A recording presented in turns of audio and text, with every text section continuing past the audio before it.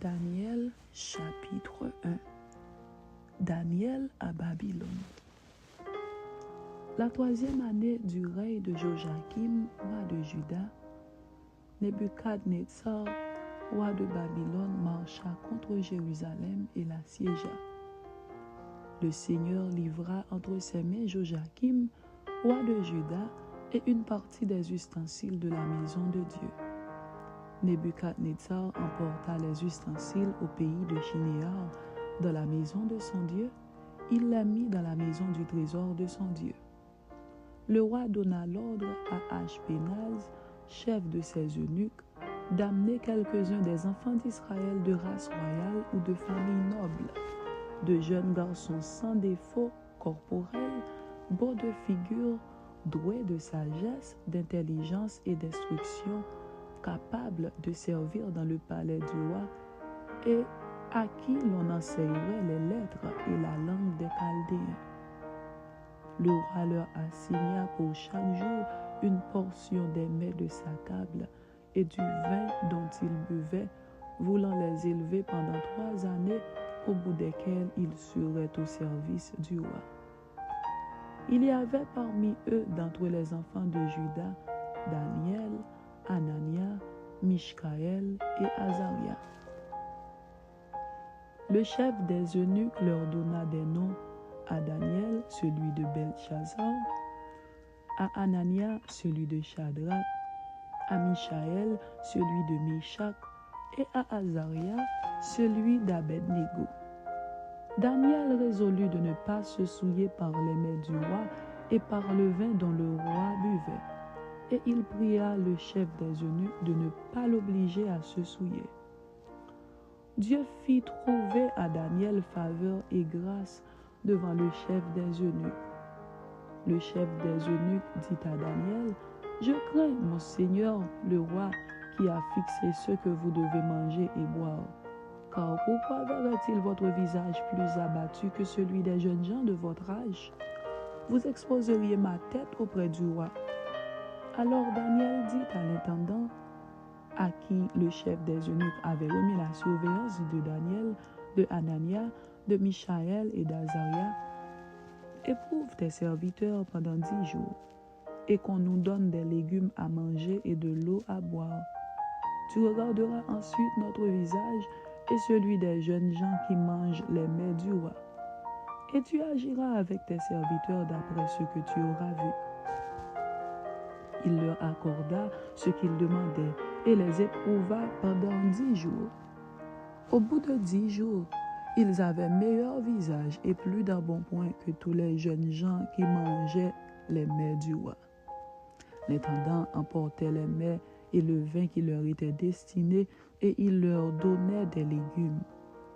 Dieu accorda à ces 4 jeunes gens de la science, de l'intelligence dans toutes les lettres et de la sagesse. Et Daniel expliquait toutes les visions et tous les songes. Au terme fixé par le roi pour qu'on les lui amenât, le chef des eunuques les présenta à Nebuchadnezzar. Le roi s'entretint avec eux, et parmi tous ces jeunes gens, il ne s'en trouva aucun comme Daniel, Anania, Mishaël et Azaria. Ils furent donc admis au service du roi. Sur tous les objets qui réclamaient de la sagesse et de l'intelligence, et sur lesquels le roi les interrogeait, il les trouvait 10 fois supérieurs à tous les magiciens et astrologues qui étaient dans tout son royaume. Ainsi fut Daniel jusqu'à la 1re année du roi Cyrus.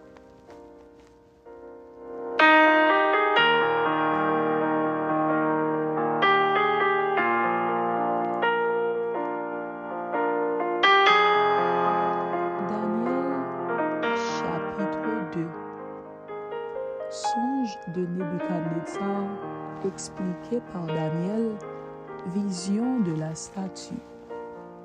La 2e année du règne de Nebuchadnezzar eut des songes. Il avait l'esprit agité et ne pouvait dormir. Le roi fit appeler les magiciens, les astrologues, les enchanteurs et les Chaldéens pour qu'ils lui disent ses songes.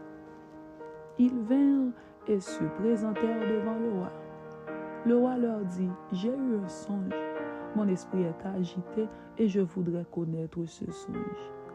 Les Chaldéens répondirent au roi en langue araméenne, ô roi, vis éternellement. Dis le songe à tes serviteurs et nous en donnerons l'explication. Le roi reprit la parole et dit aux Chaldéens, la chose m'a échappé. Si vous ne me faites connaître le songe et son explication, vous serez mis en pièces et vos maisons seront réduites en un tas d'immondices. Mais si vous me dites le songe et son explication, vous recevrez de moi des dons et des présents et de grands honneurs. C'est pourquoi dites-moi le songe et son explication. Ils répondirent pour la seconde fois, que le roi dise le songe à ses serviteurs et nous en donnerons l'explication. Le roi reprit la parole et dit, je m'aperçois en vérité que vous voulez gagner du temps parce que vous voyez que la chose m'a échappé. Si donc vous ne me faites connaître le songe, la même sentence vous enveloppera tous. Vous voulez vous préparer à me dire des mensonges et des faussetés en attendant que les temps soient changés. C'est pourquoi dites-moi le songe et je saurai si vous êtes capable de m'en donner l'explication. Les Chaldéens répondirent au roi, il n'est personne sur la terre qui puisse dire ce que demande le roi. Aussi jamais roi, quelque grand et puissant qu'il ait été, n'a exigé une pareille chose d'aucun magicien, astrologue ou chaldéen. Ce que le roi demande est difficile. Il n'y a personne qui puisse le dire au roi, excepté les dieux dont la demeure n'est pas parmi les hommes. Là-dessus, le roi se mit en colère et s'irrita violemment. Il ordonna qu'on fasse périr tous les sages de Babylone. La sentence fut publiée, les sages étaient mis à mort et l'on cherchait Daniel et ses compagnons pour les faire périr. Alors Daniel s'adressa d'une manière prudente et sensée à Arjoc, chef des gardes du roi, qui était sorti pour mettre à mort les sages de Babylone. Il prit la parole et dit à Arjoc, commandant du roi, « Pourquoi la sentence du roi est-elle si sévère ?» Arjoc exposa la chose à Daniel. Et Daniel se rendit vers le roi et le pria de lui accorder du temps pour donner au roi l'explication. Ensuite, Daniel alla dans sa maison et il instruisit de cette affaire Anania, Michaël et Azaria, ses compagnons, les engageant à implorer la miséricorde du Dieu des cieux afin qu'on ne fît pas périr Daniel et ses compagnons avec le reste des sages de Babylone. Alors le secret fut révélé à Daniel dans une vision pendant la nuit. Et Daniel bénit le Dieu des cieux. Daniel prit la parole et dit, « Béni soit le nom de Dieu, d'éternité en éternité, à lui appartiennent la sagesse et la force. C'est lui qui change les temps et les circonstances, qui renverse et qui établit les rois, qui donne la sagesse aux sages et la science à ceux qui ont de l'intelligence. Il révèle ce qui est profond et caché. Il connaît ce qui est dans les ténèbres et la lumière demeure avec lui. Dieu de mes pères, je te glorifie et je te loue de ce que tu m'as donné la sagesse et la force et de ce que tu m'as fait connaître ce que nous t'avons demandé, de ce que tu nous as révélé le secret du roi. » Après cela, Daniel se rendit auprès d'Arjoc, à qui le roi avait ordonné de faire périr les sages de Babylone. Il alla et lui parla ainsi. « Ne fais pas périr les sages de Babylone. Conduis-moi devant le roi, et je donnerai au roi l'explication. » Arjoc conduisit promptement Daniel devant le roi, et lui parla ainsi.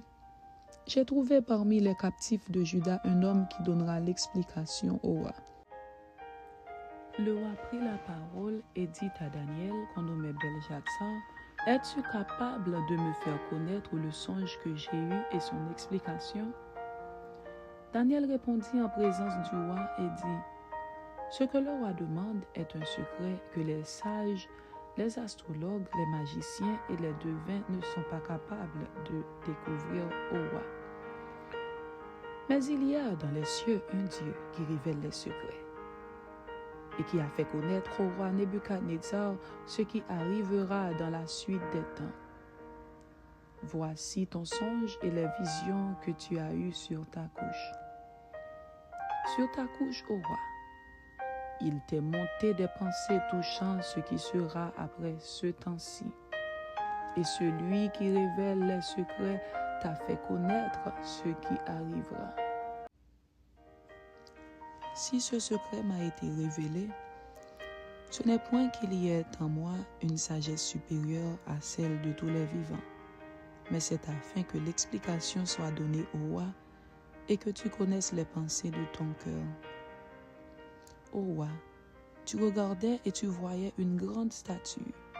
Cette statue était immense et d'une splendeur extraordinaire.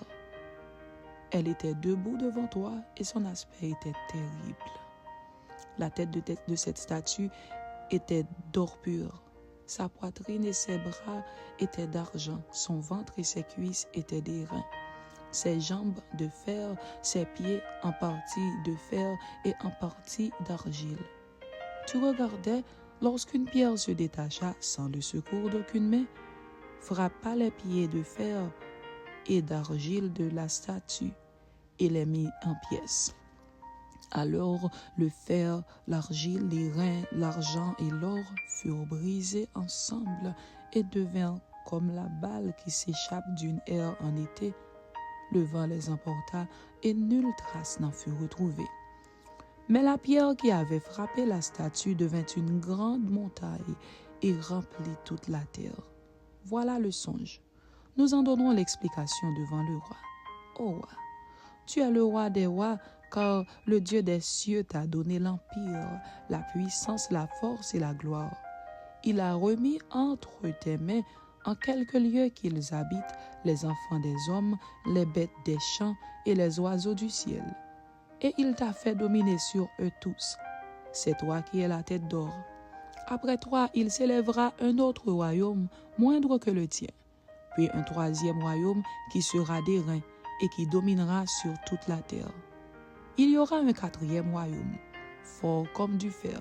De même que le fer brise et rompt tout, il brisera et rompra tout, comme le fer qui met tout en pièces. Et comme tu as vu les pieds et les orteils, en partie d'argile de potier et en partie de fer, ce royaume sera divisé.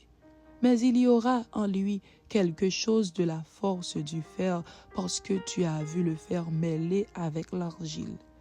Et comme les doigts des pieds étaient en partie de fer et en partie d'argile, ce royaume sera en partie fort et en partie fragile. Tu as vu le fer mêlé avec l'argile parce qu'ils se mêleront par des alliances humaines. Mais ils ne seront point unis l'un à l'autre, de même que le fer ne s'allie point avec l'argile. Dans le temps de ces rois, le Dieu des cieux suscitera un homme qui ne sera jamais détruit et qui ne passera point sous la domination d'un autre peuple. Il brisera et anéantira tous ces royaumes-là et lui-même subsistera éternellement. C'est ce qu'indique la pierre que tu as vue se détacher de la montagne sans le secours d'aucune main et qui a brisé le fer, les reins, l'argile, l'argent et l'or. Le grand Dieu a fait connaître au roi ce qui doit arriver après cela. Le songe est véritable et son explication est certaine. Alors le roi Nebuchadnezzar tomba sur sa face et se prosterna devant Daniel, et il ordonna qu'on lui offrit des sacrifices et des parfums. Le roi adressa la parole à Daniel et dit: « En vérité, votre Dieu est le Dieu des dieux et le Seigneur des rois. Et il révèle les secrets, puisque tu as pu découvrir ce secret. » Ensuite, le roi éleva Daniel et lui fit de nombreux et riches présents. Il lui donna le commandement de toute la province de Babylone et l'établit chef suprême de tous les sages de Babylone. Daniel pria le roi de remettre l'intendance de la province de Babylone à Shadrach, Meshach et Abednego. Et Daniel était à la cour du roi. Amen. C'était Daniel chapitre 1 et Daniel chapitre 2. Que Dieu vous bénisse. Amen.